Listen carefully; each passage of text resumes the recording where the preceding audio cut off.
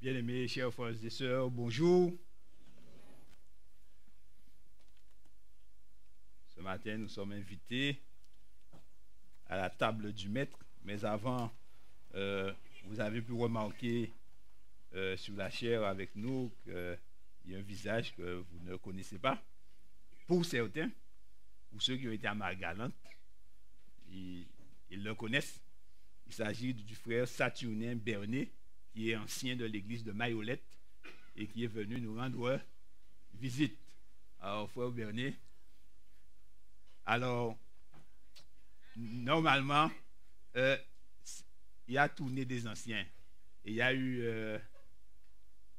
un erreur, parce que normalement, c'est lui qui devrait prêcher. Mais j'avais déjà vu avec le pasteur, bon, les choses, il y a eu un problème de communication. Mais frère Bernet, tu seras le bienvenu ici la prochaine fois pour nous donner le message. Alors, comme on dit chez nous, maintenant, tu as un poisson salé, tu le mets au frais, et quand tu reviens, tu vas nous le donner. D'accord? Et tu salues les frères de Margalante pour nous. Nous sommes bien contents d'avoir de leurs nouvelles et d'avoir aussi des liens avec eux. Alors, ce matin, chers frères et sœurs, je voudrais, puisque nous allons participer à la table du Seigneur, que nous puissions considérer le sacrifice que Jésus a fait pour nous. Vous savez, certaines fois, on dit Jésus est mort pour nous, Jésus est mort pour nous, et finalement, ça devient quelque chose qu'on a déjà entendu. Et les jeunes qui entendent cela depuis le berceau primaire, berceau cadet, jeune adulte, finalement, ils disent, mais je connais ça déjà. En fait, je ne vais pas dire que je connais, mais c'est qu'ils ont entendu. Parce que connaître une chose, c'est l'expérimenter. Et l'entendre, eh bien, on a entendu, mais cela n'a pas plus d'effet sur nous. Pour comprendre une chose, il faut bien l'analyser. Maintenant, le salut tient dans la personne de Jésus. Mais qui est Jésus? Le salut aura de l'importance dans la mesure où nous pouvons comprendre, mais qui est Jésus? Qui est celui qui est mort pour nous? Dans Apocalypse chapitre 12 et le verset 7, Apocalypse chapitre 12, verset 7, où il est présenté le grand combat entre le bien et le mal. Ici, il nous est révélé une partie de la guerre qu'il y a eu dans le ciel. Il est dit, et il y eut guerre dans le ciel, verset 7. Michel et ses anges combattirent contre le dragon, et le dragon et ses anges combattirent. Donc, ici, on voit un personnage qui s'appelle Michel ou Michael, dont le nom signifie qui est semblable à Dieu. Michael, qui est semblable à Dieu. Satan avait la prétention d'être semblable à Dieu. Eh bien, Dieu lui a opposé Michael, dont le nom est qui est semblable à Dieu. Donc, quelqu'un qui est semblable à Dieu combat contre le dragon. Et tenez-vous bien, Ellen White dit que la guerre dans le ciel, il y a eu des confrontations physiques. Pas seulement confrontations de paroles, d'accord, où on a donné des enseignements, comme nous l'avons vu avec les pasteurs du secteur la semaine dernière, mais aussi où il y a eu des confrontations physiques. C'est quoi un combat entre anges? On ne sait pas, mais ça doit être assez costaud. Oui? Ah, ben oui, parce qu'elle dit qu'il y a eu des confrontations physiques. Donc, je pense que le combat était assez rude là-haut, parce qu'il est dit, le dragon et ses anges combattirent. Donc, s'il peut oser combattre Dieu, alors, mes bien-aimés, chers frères et sœurs, vous voyez, nous-mêmes qui sommes des faibles humains sur la terre, combien nous avons besoin du secours de Jésus. Dans Jean 1, verset 1, Jésus est présenté comme étant le créateur du ciel et de la terre. Jean chapitre 1er et le verset 1er. Donc, alors Daniel dit que ce même Michael est le défenseur des enfants de son peuple. Alors, il est dit, au commencement était la parole, et la parole était avec Dieu, et la parole était était Dieu. Donc, Jésus était Dieu de toute éternité. Au commencement, là, quand il n'y avait rien, il était avec Dieu. Et lui-même était Dieu. Ce sont des choses qui dépassent notre imagination, d'accord? Mais Dieu nous révèle les choses et nous acceptons par la foi ou nous n'acceptons pas. Nous ne pouvons pas expliquer Dieu, d'accord? Alors, dans Genèse 17, donc ici nous avons Jésus qui est le Dieu créateur, d'accord? Créateur de toutes choses. Et dans Genèse 17, verset 1, il se présente à Abraham et il dit à Abraham, je suis le Dieu tout-puissant, marche devant ma face et sois intègre. Ici donc, Jésus se présente comme étant le Dieu tout-puissant. Donc Jésus, créateur, Dieu tout-puissant, semblable à Dieu. Et pour montrer sa puissance, Somme 33, le verset 9, le Seigneur déclare ceci. Quelque chose, si nous voulons méditer aussi, qui nous fera réfléchir profondément. Il est dit, car il dit, et la chose arrive, il ordonne et elle existe. Il dit et la chose arrive, il ordonne et elle existe. Voilà pourquoi les démons tremblent. Parce qu'ils savent qu'avec une parole, Dieu peut les effacer totalement. Et remarquez, chers frères et sœurs, la puissance de Dieu et la facilité avec laquelle Dieu pouvait éliminer et la race humaine et les démons. Mais Dieu s'est porté au niveau de Satan. Il voulait se battre. Dieu s'est à lutter avec lui. Mais Dieu, ce n'est pas que Satan peut lutter avec Dieu. Et c'est ce que Satan a fait croire à tout le monde. Qu'il est l'égal de Dieu. Et dans la tête de beaucoup d'hommes et de beaucoup de chrétiens, il y a Jésus-Christ et il y a Satan. Et les deux sont égaux. Et ils se battent entre eux. C'est ce qu'on appelle en théologie la dualité. Mais il n'y a pas de dualité dans la chrétienté. C'est une créature inférieure qui lutte contre le Dieu tout-puissant. Tout ange qu'il est, tout archange qu'il est, il n'est que créature et il est mortel. C'est un mortel qui lutte contre un immortel. C'est une créature qui lutte contre son créateur. C'est un perdant qui lutte contre le vainqueur. Mais seulement, il arrive à nous faire croire qu'il est l'égal de Dieu. Et c'est pourquoi certaines personnes, même en étant chrétiens, quand ils ont des difficultés, ils ont des problèmes, eh bien, ils vont trouver ces émissaires pour leur donner un coup de main. C'est un paradoxe. Donc, il est dit, lui, il dit et la chose arrive, il ordonne et elle existe. Et voici la grandeur encore de Dieu. Dans 1 Roi 8, verset 27, 1 Roi 8 et le verset 27,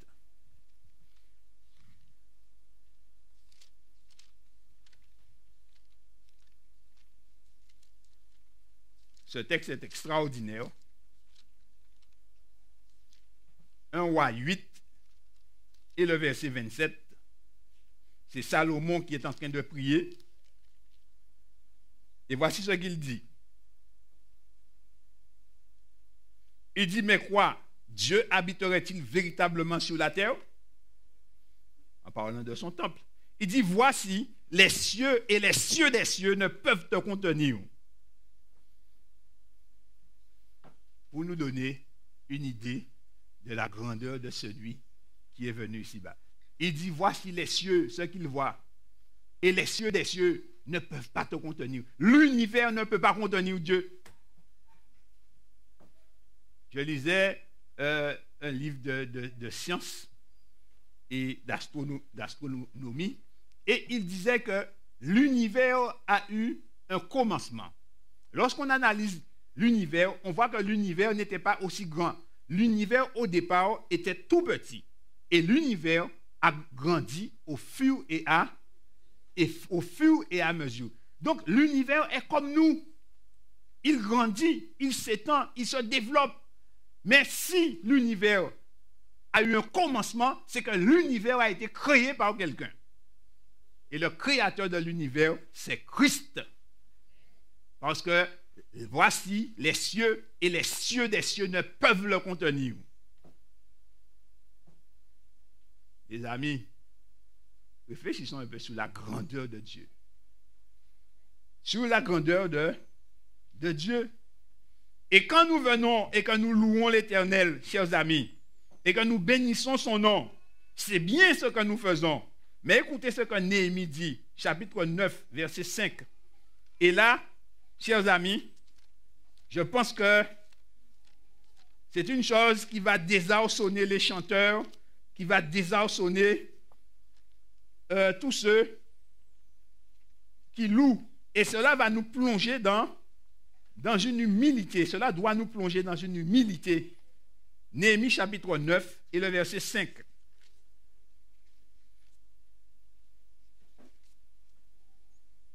Néhémie chapitre 9 et le verset 5.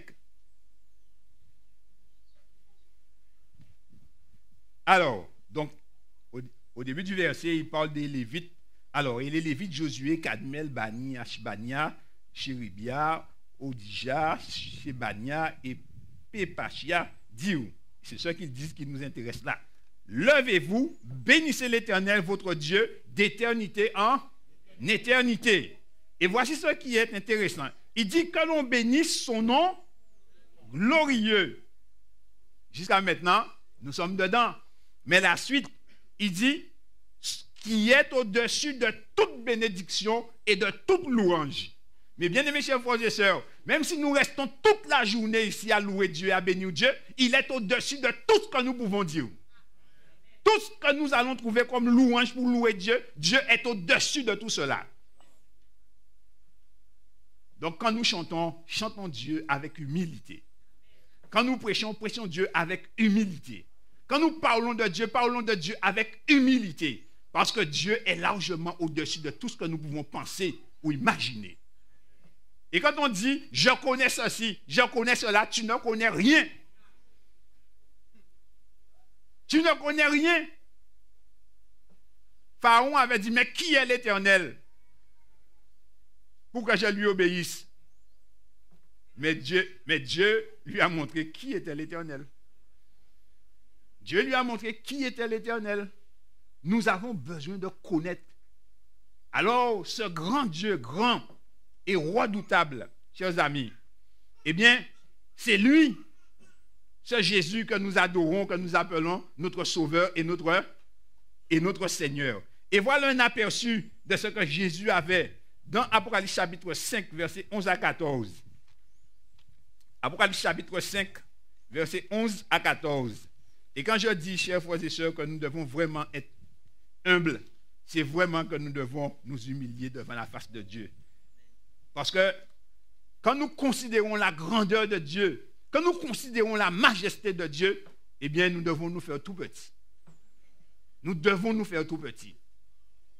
Alors, versets 11 à 14, il est dit ceci.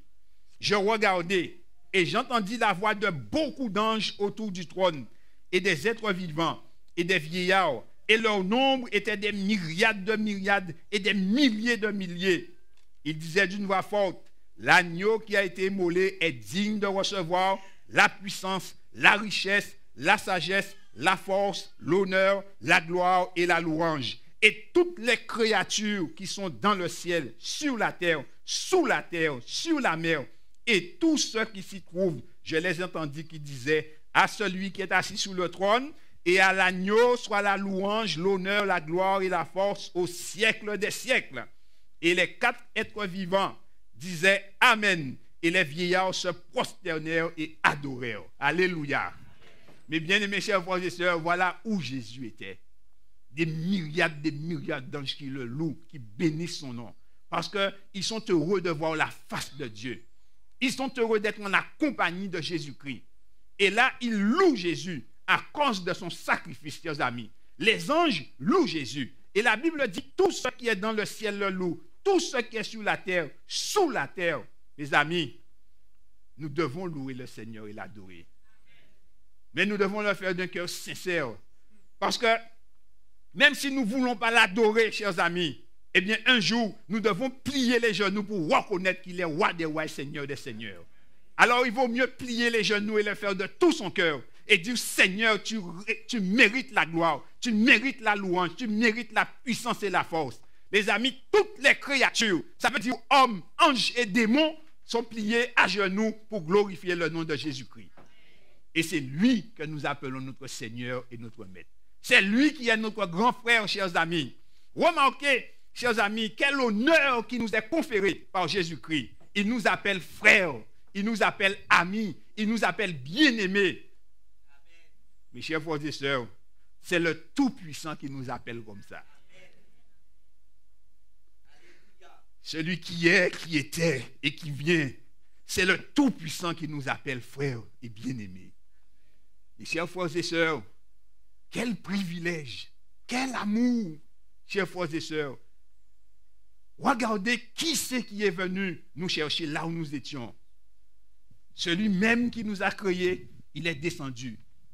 Pourquoi et pour qui fut-il immolé? Romains 3, 23 dit car tous ont péché et sont privés de la gloire de Dieu. Tous, petits et grands, nous avons péché. Et nous sommes privés de la gloire de Dieu. Mais par Jésus-Christ, grâce soit rendue à Dieu. Le tout cela, c'est vous et moi. C'est-à-dire, c'est nous-mêmes. Mais qui sommes-nous? Voyez comment il nous voit. Ésaïe 40, versets 15 à 17. Vous avez vu la grandeur et la magnificence de Dieu, la majesté de Dieu. Maintenant, écoutez un peu notre situation et notre cas, pour voir un peu qui nous sommes. Parce que des fois, certaines personnes disent, il n'y a pas qu'on est qui mounaye et qui tu es qui. Eh bien, puisque on ne connaît pas qui tu es, au moins Dieu va nous dire qui tu es. Donc on va lire qui nous sommes. Ésaïe 40, versets 15 à 17. L'Éternel dit ceci, voici les nations. Remarquez, hein, Dieu ne nous prend pas à l'individuel là. Il nous prend en groupe, comme nous sommes des milliards. Il dit, voici, les nations sont comme un goutte d'un seau, une goutte d'un seau. Comment nous sommes? Ce n'est pas nous là, ça veut dire les Chinois, les Indiens, les Américains, les Français, les Allemands, les Africains, tous ceux qui sont sur la planète, nous formons une goutte, chers frères et sœurs. Nous pas fait des gouttes. Et nous avons dit, oh, il n'y a pas qu'on est qui mounaye. Tu es qui?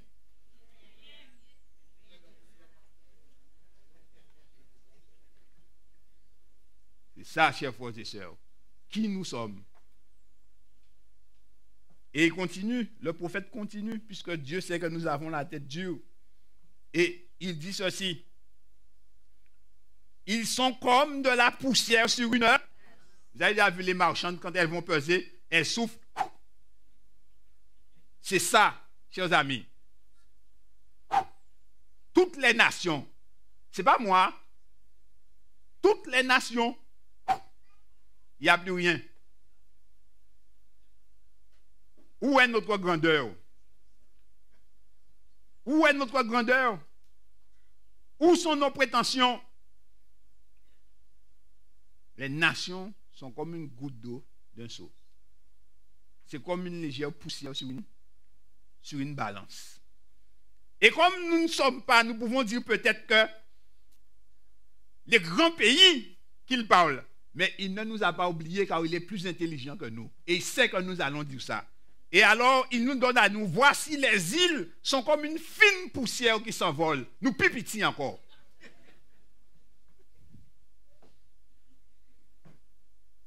Dieu ne nous a pas oubliés. Hein? Les nations sont comme une poussière, nous sommes comme une fine poussière. Nous sommes encore plus petits.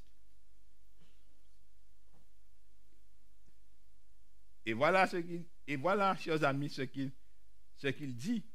Il dit, verset 17, toutes les nations sont devant lui comme un rien. Elles ne sont pour lui qu'un néant et vanité. Toutes les nations sont devant lui comme un rien. Elles ne sont pour lui qu'un néant et vanité. Et il pose la question, à qui voulez-vous comparer Dieu? À qui voulez-vous comparer Dieu? Aux grands de ce monde, aux riches de ce siècle, aux puissants qui sont passés, mais ils meurent tous. Nous devons prendre conscience du néant de notre existence et prendre conscience de la grandeur de Dieu qui dépasse toute compréhension et toute intelligence. Et celui qui dépasse toute compréhension et toute intelligence, lui qui est la réalité, chers frères et sœurs, eh bien, il est descendu pour nous sauver. Il est descendu pour nous sauver. Qui voit bien dans la salle? Qui voit bien? Pascal dit qu'il voit bien. Qui voit bien, mes frères? Une seule personne qui voit bien? Qui voit bien dans la salle? Oh, vous ne voyez pas bien, les frères. Vous avez peur. N'ayez pas peur. N'ayez pas peur, mes frères. Ce n'est pas un piège que je vous tends. Qu'est-ce que j'ai dans la main? Qu'est-ce que j'ai dans la main? Qu'est-ce que j'ai dans la main? Mais vous voyez bien. Qu'est-ce que tu vois? Une aiguille. Qu'est-ce que tu vois? Parle. Une épine. Ce n'est pas une épine. C'est bien aiguille, mais ce n'est pas une épine. Qu'est-ce que vous voyez? Je me rapproche. Alicia, qu'est-ce que tu vois? Tu as de bons yeux, tu n'as pas de lunettes. Elle a une difficulté pour voir. Et toi, Livio, qu'est-ce que tu vois? Et toi, Wendy, tu as de bons yeux. Qui c'est qui a de bons yeux ici? Ah, vous ne voyez pas? Je vais vous dire qu'est-ce que je tiens dans ma main. Le système solaire.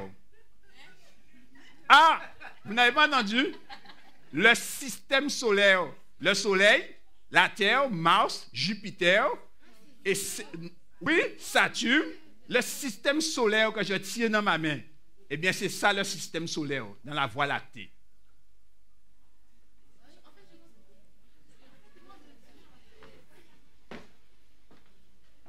Vous-même, vous ne voyez même pas ce que j'ai dans la main, une tête d'épingle.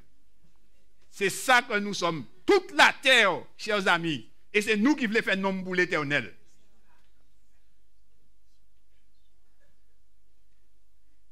C'est pour ça que Jésus est venu, pour la tête d'épingle.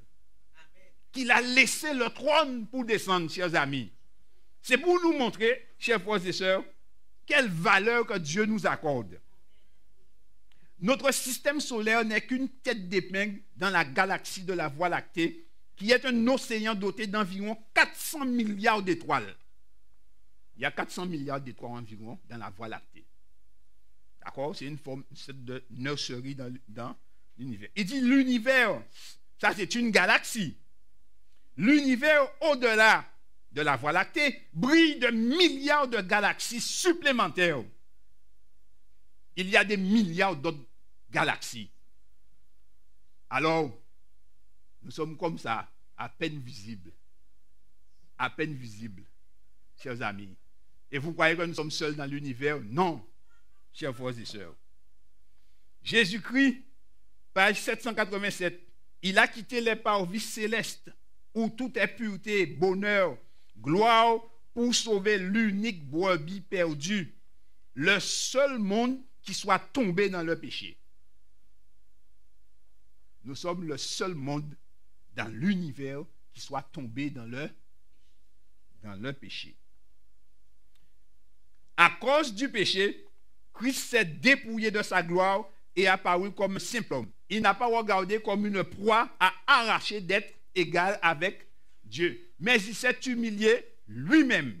C'est lui-même qui se dépouille. C'est lui-même qui s'humilie, chers frères et sœurs. Parce que devenir un homme quand Adam n'avait pas péché était une humiliation pour Dieu. Mais il ne l'a pas fait quand Adam n'avait pas péché. Il est venu s'humilier, il est venu lorsque nous avons déjà péché. Et 4000 ans après le péché. Ça veut dire qu'il est venu comme nous. Il avait nos tares, il avait tous les tares de la race humaine, puisqu'il est venu à la même hauteur que les hommes de son temps. Il était fatigué comme eux. Il buvait, il mangeait ce qu'il mangeait. Il s'est humilié, chers frères et sœurs. Il s'est humilié. C'est pourquoi il n'avait pas de problème pour laver les pieds des disciples. Après avoir laissé le trône, qu'est-ce que 12 pieds sales? J'ai entendu les enfants dire au pied là, tes ongles n'étaient pas coupés et ton pied sentait. Mais c'est là qu'il a senti pour laver au nom de Jésus-Christ. Parce que laver un pied propre, chers amis, tu ne fais rien. Mais prendre le pied sale, prendre le pied qui sent, le laver, chers frères et sœurs, et le remettre en bon ordre devant l'Éternel. Et après, quand tu vas à la Sainte Seine, eh bien, tu t'es humilié. C'est ça, l'humiliation, l'humilité, chers frères et sœurs. Eh bien, Christ, par la grâce, il l'a fait pour nous. Et il est descendu. Il a été seul à fouler au pressoir. Personne n'était là pour l'aider. Les disciples dormaient. Quand Satan s'appuyait sur lui pour le faire renoncer à sa mission, il a sué des grumeaux de sang. Mais il va jusqu'au bout pour sauver la race humaine. Il ne faut pas croire que c'était facile pour Christ, parce que Dieu a envoyé Gabriel pour l'aider, chers frères et sœurs. Parce qu'il était en train de défaillir la pression que Satan lui mettait. Ceux qui n'ont jamais subi des attaques démoniaques ne peuvent pas comprendre ça. Parce que quand Satan vient et qu'il commence à mettre de la pression sur vous, et que vous avez déjà prié, chanté des cantiques, mais il redouble d'ardeur, vous devez redoubler de prière. Et à un moment donné, vous sentez que vous êtes arrivé au bout, et il est en train de vous charger toujours. Alors vous poussez le cri vers l'Éternel, et l'Éternel vient à votre secours et vous délivre. Là, tu sais ce qu'il a passé, lui. Mais lui, il n'avait pas un démon. Il avait Satan et le tiers des démons qui sont descendus avec lui après lui. Et il a supporté tout ça. Il a supporté le combat et il a triomphé. Et le combat était si difficile qu'il a commencé à transpirer du sang. C'est pour nous dire, chers frères et sœurs, que ce n'était pas une partie de plaisir. Or, celui qui est en train de transpirer du sang, à n'importe quel moment, il peut se lever par terre et il peut remonter au ciel parce qu'il est Dieu.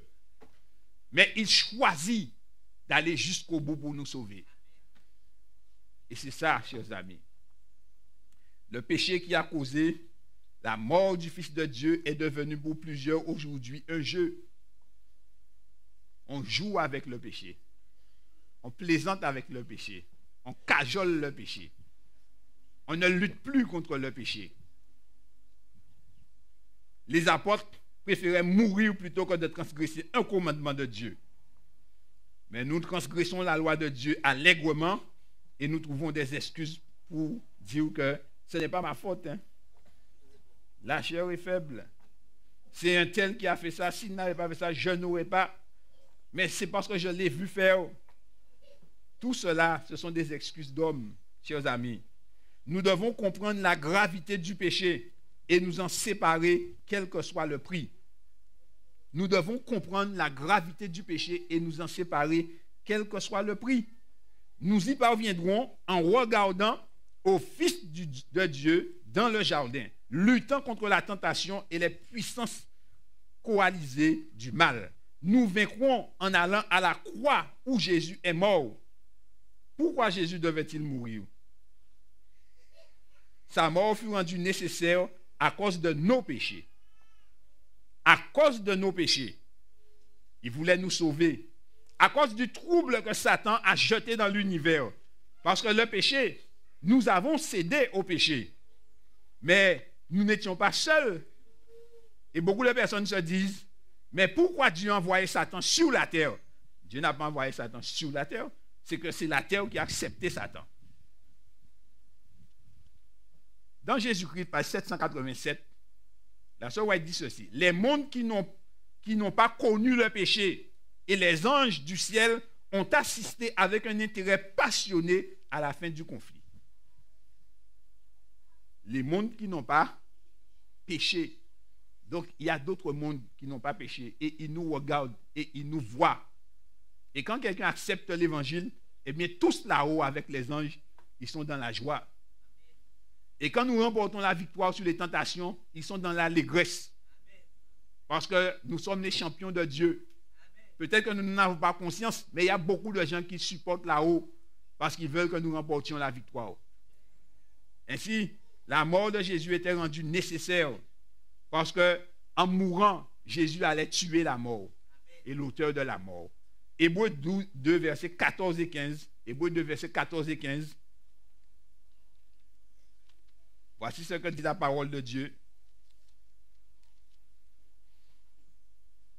Il est dit, ainsi donc, puisque les enfants participent au sang et à la chair, il y a également participé lui-même, afin que par la mort, il anéantit celui qui a la puissance de la mort, c'est-à-dire le diable, et qu'il délivra tous ceux qui, par crainte de la mort, étaient toute leur vie retenus dans la servitude. Chers amis, tous les hommes qui mouraient jusqu'à maintenant, eh bien, ils restaient au sommet de l'arbre. Premier étage de la mort, mort physique. Mais quand Christ est mort, Christ est descendu dans les racines de la mort. Il a touché les profondeurs. Il est descendu dans l'éternité de la mort. Mais comme la mort ne peut pas gagner la vie et qu'il n'avait pas péché, eh bien, il est ressuscité. Et pendant qu'il remontait, eh bien, il a arraché les racines de l'arbre et il est remonté avec. Et c'est pourquoi il a dit, voici, j'ai les clés de la mort et du séjour des morts. Désormais, officiellement, il est maître de la mort et du séjour des morts. De sorte que quel que soit celui d'entre nous qui descend maintenant, nous avons l'assurance que nous allons remonter. Et ça, chers amis, on peut prendre tout ce qu'on a, mais personne ne peut nous enlever ça. Nous descendons, oui, nous allons descendre, mais nous allons remonter au nom de Jésus. Et c'est ça l'espérance, chers amis. C'est ça notre espérance, que nous allons descendre, s'il faut descendre, mais que par la grâce, nous allons aussi remonter. Et quand nous allons remonter glorieux par la grâce de Dieu. Ainsi, chers amis, Christ a anéanti la mort et celui qui a la puissance de la mort. Et la plus grande raison de toutes, eh bien, c'est parce qu'il est mort, parce qu'il est amour, tout simplement. Il n'aurait pas pu vivre. Il n'aurait pas pu vivre en nous voyant captifs du mal pour l'éternité. Il n'aurait pas pu vivre, chers amis. Christ ne pourrait jamais rester sur son trône assis à regarder Satan en train de nous malmener ici-bas. Et alors, quand il a vu notre malheur, parce que lui, quand il regarde, il voit le commencement et la fin, eh bien, il a dit, ils ne pourront pas se sortir de là si je ne viens pas à leur secours. Ceci, il ne pouvait s'y résoudre. Cette pensée lui était insupportable, que nous soyons captifs de Satan pour le temps et l'éternité. Alors, il s'est levé pour venir à notre secours. Il a préféré mourir pour nous plutôt que d'excuser le mal. Il a préféré mourir plutôt que d'excuser le mal. Mais aujourd'hui encore, les hommes méconnaissent son amour. Et pour preuve, dans cette assemblée même, on est en train de préméditer, de partir dès que je dirai Amen.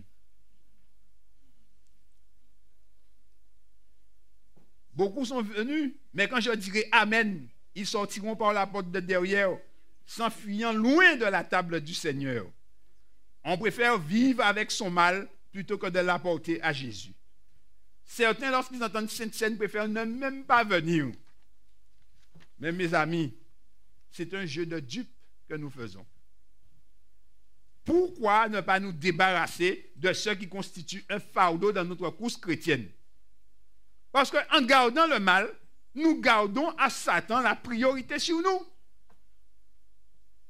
Et si lorsque nous partons, eh bien que nos yeux se ferment d'une manière ou d'une autre, qu'adviendra-t-il de nous?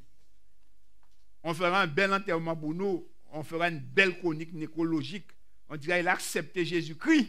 On ne dira jamais il est parti pour ne pas participer à la Sainte Seine, pour ne pas aller confesser son péché, s'humilier auprès d'un frère. On ne leur dira pas, chers frères et sœurs, on ne dit pas du mal des morts. Les morts sont parfaits. Mais tu es mort dans le péché. Mais Christ, lui, Christ n'a pas de combine et il ne fait pas de cocaïne. Amen. Tu es dedans, tu rentres. Tu n'es pas dedans. C'est pour ça qu'il y aura des graissements dedans et des... Mais bien aimé, Dieu ne veut pas que nous ayons des graissements dedans et des pleurs. Jésus est venu pour nous délivrer de notre mal. Approchons-nous de Jésus. Les disciples de Jésus sont appelés à se laver et à se purifier. Ceux qui ont été baptisés, eh bien, ils n'ont besoin que de se laver les pieds. C'est ce que dit la parole de Dieu. Ils viennent, ils se lavent les pieds, parce que dans leur couche chrétienne, il peut y avoir des choses, mais ils se sont confessés, ils ont réparé les torts, et ils viennent, et la bénédiction leur est acquise. Les autres, ceux qui ne sont pas baptisés, eh bien, il faut descendre dans les eaux du baptême. Il faut commencer par le commencement. Il faut descendre dans les eaux du baptême et laver sa robe. C'est là que nous prenons le départ par la grâce de Dieu. Eh bien, c'est un affront à la divinité que de refuser son offre de grâce. Et c'est pourquoi Christ dit, venez à moi, vous tous qui êtes fatigués et chargés, et je vous donnerai du repos. Et alors Christ nous dit, chers frères et sœurs, de venir et de nous laver les pieds les uns des autres. Celui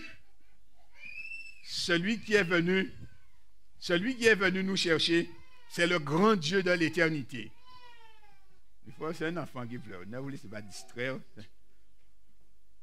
Voilà, témoignage pour l'église. Dès que Satan sent qu'il y a une difficulté, il fait pleurer un enfant et détourne toute la congrégation de la parole de Dieu.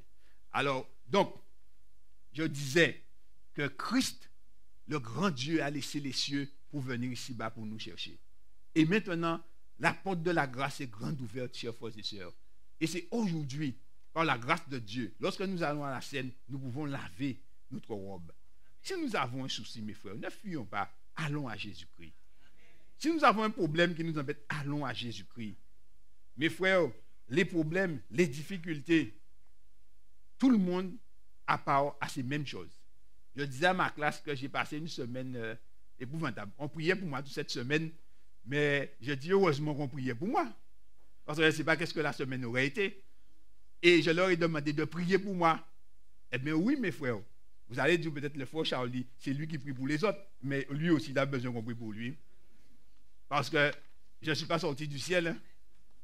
Je suis né sur la terre. Mes amis, Christ veut que nous venions. Les frères, si je parle ainsi, c'est parce que Christ veut nous sauver tous. Et veut que tous nous bénéficions de sa grâce miséricordieuse. Ne fuyons pas, n'allons pas loin, revenons. Et chers frères et sœurs, pardonnons-nous réciproquement les uns les autres. Car si nous ne nous pardonnons pas, eh bien nous n'allons pas rentrer dans le royaume des cieux et ce serait dommage. Donc nous devons, chers frères et sœurs, appliquer la parole de Dieu dans notre vie.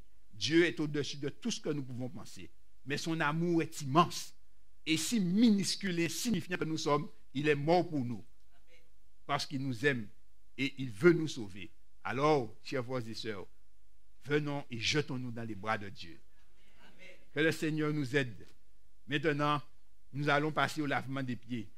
Alors, le Seigneur fait bien les choses. Hein? Donc, ce matin, plus le pied sera sale, plus nous allons le laver avec joie. Et nous n'allons pas choisir les gens que nous savons que leur pied est propre. Nous allons prendre quelqu'un selon l'esprit. Alors, nous allons demander à 26 sœurs de se diriger vers la salle pour se laver les pieds. D'accord? Alors, quand nous nous lavons les pieds, nous restons dans le recueillement, dans la révérence, et nous ne perdons pas de temps, mais nous restons dans la prière. Donc, tandis que les chantes vont faire chanter l'assemblée. Donc, 26 sœurs vont se rendre dans la salle avec les diaconesses, se laver les pieds. Merci.